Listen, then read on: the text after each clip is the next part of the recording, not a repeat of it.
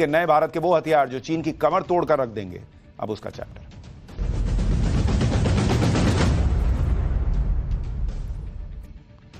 ऐसा लग रहा है कि जैसे चीन का बुरा टाइम लंबे वक्त तक चलने वाला है, क्योंकि एक तरफ ट्रंप के टैरिफ वॉर ने चीन का बुखार छुड़ा रखा है, दूसरी तरफ पीएम मोदी ने चीन को घेरने के लिए नया प्लान बना लिया है।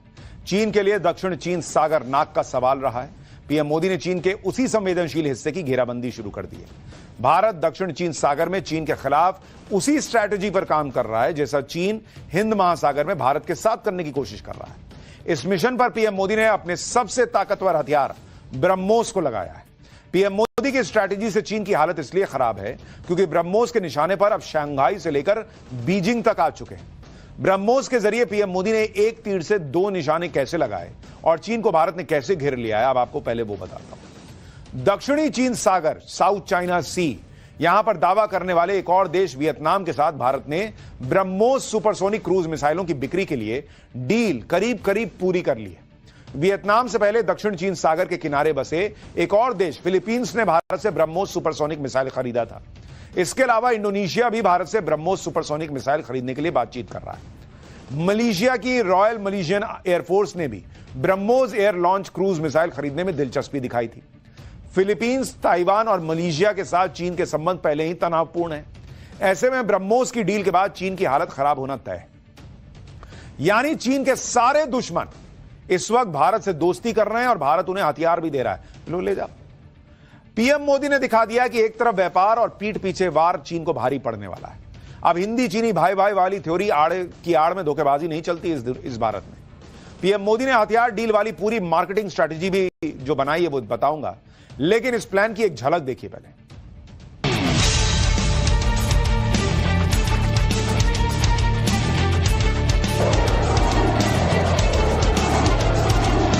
अब हम ब्रह्मोस मिसाइल को भी एक्सपोर्ट कर रहे हैं।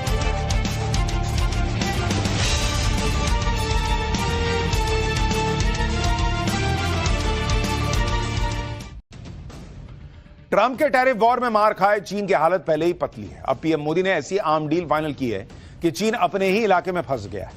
रिपोर्ट्स के मुताबिक भारत से मिलने वाली ब्रह्मोस मिसाइल को वियतनाम दक्षिण चीन सागर में तैनात करेगा, जहां उसे चीन से लगातार खतरा बना रहता है।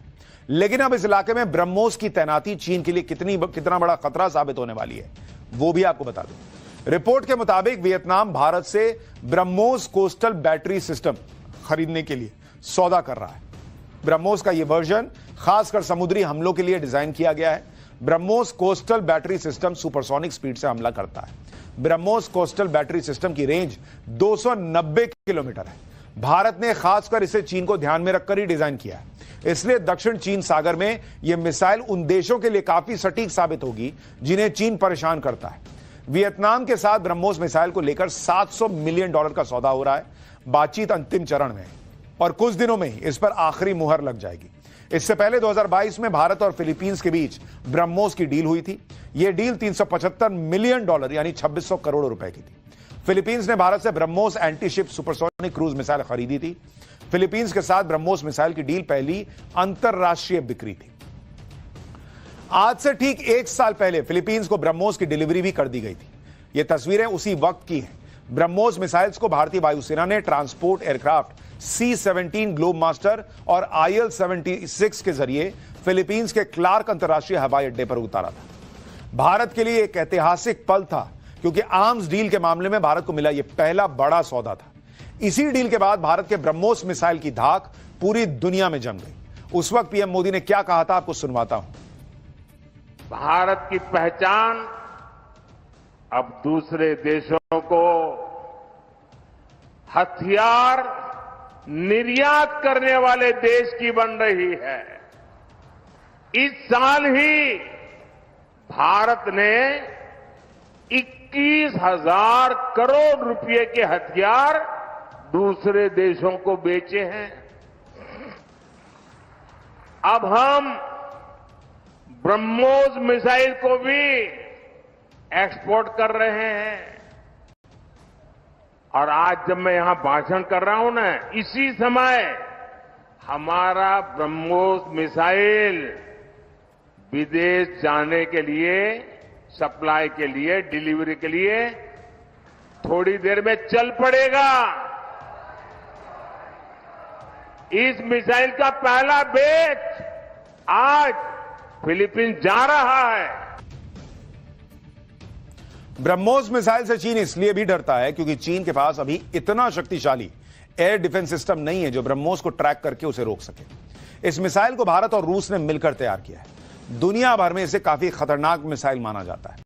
यह मिसाइल कितनी खतरनाक है इसका अंदाजा इसी से लगा सकते हैं कि जब भारत ने गलती से पाकिस्तान के ऊपर इस मिसाइल को दाग दिया था तो पाकिस्तान में लगे Chinese air defence system fail हो गए थे। चीन के एयर डिफेंस सिस्टम सिर्फ इसे ट्रैक कर पाए थे लेकिन रोक नहीं पाए। वो तो गनीमत रही कि ब्रह्मोस किसी रिहायशी इलाके पर नहीं गिरा था। ब्रह्मोस की इसी ताकत की कायल अब पूरी दुनिया होती जा रही है। साउथ ईस्ट एशियाई देशों के अलावा सेंट्रल एशिया, साउथ अमेरिका और मिडिल ईस्ट के देशों ने भी ब्रह्मोस सिस्टम खरीदने में गहरी दिलचस्पी दिखाई है। यूएई, सऊदी अरब और मिस्र के साथ भारत की डील हो सकती है।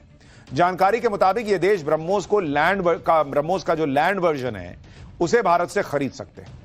डिफेंस सेक्टर में रूस और चीन को पछाड़कर दुनिया में धाक जमाने के लिए पीएम मोदी की प्लानिंग कितनी तगड़ी है उसके बारे में आपको बताता हूं। भारत न सिर्फ एक्सपोर्ट बढ़ा रहा है बल्कि डिफेंस सेक्टर के उपकरणों के प्रोडक्शन में भी जबरदस्त प्रोग्रेस कर रहा है। भारत ने साल 2023-24 में 14.8 अरब डॉलर के हथियार बनाए। यह 2020 के मुकाबले 62% ज्यादा है।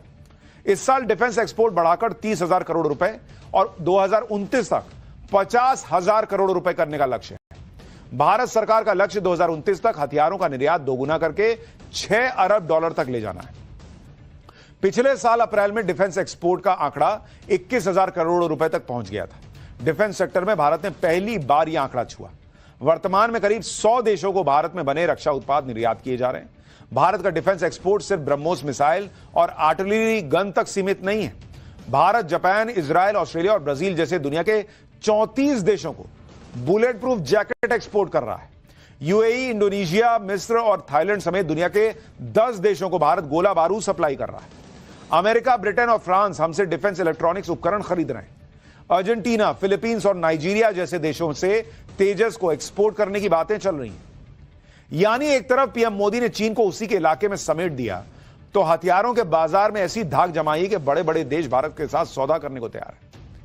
और यह वो भारत है जो एक जमाने में सिर्फ हथियार खरीदता था, आज दुनिया को हथियार बेच रहा है। पीएम मोदी की प्लानिंग है कि भारत जल्दी ही डिफेंस सेक्टर में बड़े एक्सपोर्टर के तौर पर स्थापित हो और इसके लिए पीएम मोदी ने नई स्ट्रैटेजी अपनाई है। एक रिपोर्ट के मुताबिक भारत हथियार खरीदने वाले देशों को सस्ते में हथियार तो बेच ही रहा है, इन देशों को लंबे समय तक के लिए लोन देने की भी पेशकश कर रहा है कि भाई पैसा नहीं है तो एक काम करो, लोन लेके खरीद लो। टारगेट पर वो देश हैं जो अब तक रूस से हथियार खरीदते रहे। रूस के यूक्रेन जंग में फंसे होने की वजह से ये देश नए विकल्प तलाश रहे हैं। भारत इसी का फायदा उठाने की कोशिश कर रहा है। इसके लिए भारत एक्सपोर्ट इंपोर्ट बैंक यानी एक्जिम बैंक खोल रहा है। एक्जिम बैंक हथियार खरीदने वाले देशों को कम ब्याज दरों पर लोन देगी। भारत ने इस साल जनवरी में ब्राजील में एक्जिम की एक ब्रांच खोल भी दी है। इसके तहत भारत ब्राजील को मिसाइल बेचने का सौदा कर रहा है। सूत्रों के मुताबिक आकाश मिसाइल सिस्टम बनाने वाली कंपनी ने साओ पाउलो में दफ्तर खोला है। इसके अलावा भारत ने ब्राजील, अर्जेंटीना समेत 20 देशों में अपने डिप्लोमेट भी भेजे हुए हैं। मतलब आज तक आपने सुना होगा कि होता कि एक काम करो, लोन लेके घर ले लो। जब आप घर खरीदने जाते हैं तो वो कहता है हाँ लोन मिलता है इस घर पे, भाई तुम लो ना, भाई इससे ले लो, उससे ले लो, किसी बैंक से ले लो। भारत कह रहा है हथियार खरीदना है, लोन पे ले लो, इसमें क्या है, सस्ता भी देंगे लोन भी देंगे।